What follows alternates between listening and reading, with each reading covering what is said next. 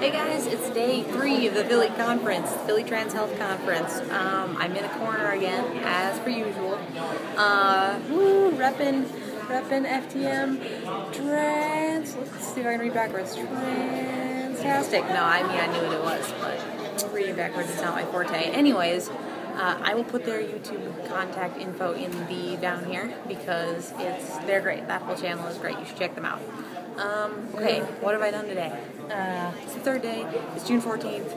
I'm exhausted. There was a kerfuffle outside the hostel where I'm staying last night, and there were police and people screaming, and I was very tired. So, tired today. I was tired already. That just made me more tired. But anyway, let me tell you what I've done today, because it's been a great day. It's a great day. Okay, so I got up, and the first workshop that I went to was okay, so this used to be called SRS, which was sexual reassignment surgery, but now they're calling it gender confirming surgery, so now it's SGS.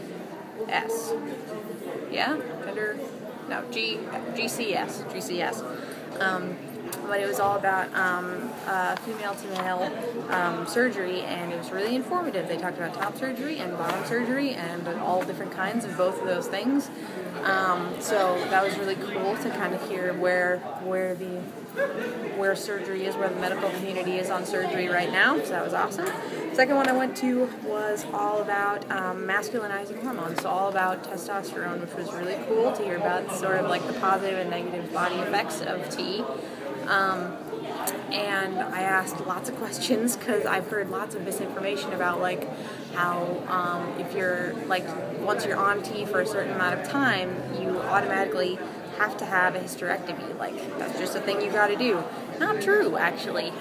So this doctor that I was talking to today, who did this workshop, said that that's not necessarily true. Like sometimes if you have like a risk of cancer, they'll want you to have a hysterectomy, but you can be on T and not have to have a hysterectomy, like pretty much ever.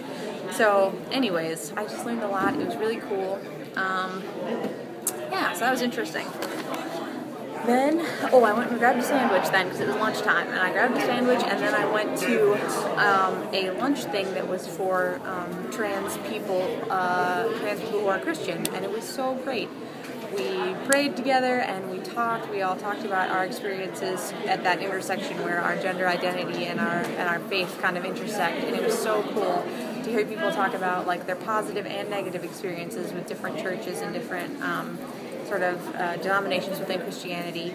And I repped the ELCA. I talked about the good things and the bad things, but and Luther too. So my seminary. So anyways. That was really cool. We ended it with singing This Little Light of Mine all together, and it was the best kumbaya moment ever. So that was really fun, and good to meet more people. Alright, so then I ducked in really quickly to a workshop on employment while trans, which talked a little bit about like documentation, like what if your school records, or what if your previous employers know you by a different name, or that kind of thing, like how to deal with name changes and record changes in the job search front. So that was really interesting. Got a lot of info from that. I only stayed for about half of that one because I was legitimately like nodding off, not because it was a boring speech, but because I was just so freaking tired. So I got out of that early and went and had a snack. And then I went to a workshop that was mostly for care providers, actually, but I was like, screw it, I'm going anyway. But it was spiritual care for trans communities, and it was partially trans people, partially spiritual care providers, and partially trans spiritual care providers. So we got everybody. But what we did basically was divide into groups, and the trans people, like the group of trans people of faith, talked about what they needed from their care providers. So like we need people that will be open about being affirming of LGBT identity so that we know that it's safe to come talk to you. We need people who have educated themselves on issues so that we're not sitting there educating you on our identities before we can even get help. That kind of thing. It was really good. And then the healthcare providers talked about what they needed, spiritual care providers talked about what they needed, which includes things like, we need you to tell us what you need. Like, we need you to come in and say, I'm thinking about this and I'd like to talk it out, or I just need somebody to talk to, don't say anything, or like, you know, there's part of it with spiritual care is trying to intuit what it is that people need and what you can help people with, but it also is helpful to have somebody come in and tell you what it is that they're looking for, if they can figure out how to articulate that. So, and then also building networks for spiritual care providers, chaplains, rabbis, imams, everybody, creating networks of support for them, because there are times when they worry that they could even lose their job just being supportive of trans people or of people with LGBT identities. So that was great. And then we all talked about our strengths and what we can put forward, and like what the trans community can give to spiritual care providers and what spiritual care providers can provide to us. And it was awesome. It was just really great to talk about. So I tweeted about it a lot. So that brings us up to now, and I've just been meeting up with people. I finally remembered to take a picture with Sky. It actually happened. It was real. So I've just been talking to people and hanging out. And then there's one more workshop that I'm going to right after this, which is called Of Bibles and Rainbows, Could Joseph Be the Forebearer for the Trans Community, which I think is going to be awesome.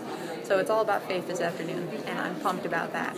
And then after that, I'm going to go hang out with an old friend of mine I haven't seen since I was in Scotland. So it's going to be great. And today's just been a really good day. I'm exhausted, but really happy. So I think I'm going to need some time to like process all of this, because I haven't had a lot of time to process everything I've seen and heard and all that, so I'm going to need some time to process it when I get home. So I'll probably be making videos about that processing process. Anyways, I hope you guys are doing well, and I'll check back in with you tomorrow. My video tomorrow will be back at home. Yay! Alright, sorry this is a long one, guys. I will talk to you later. Bye.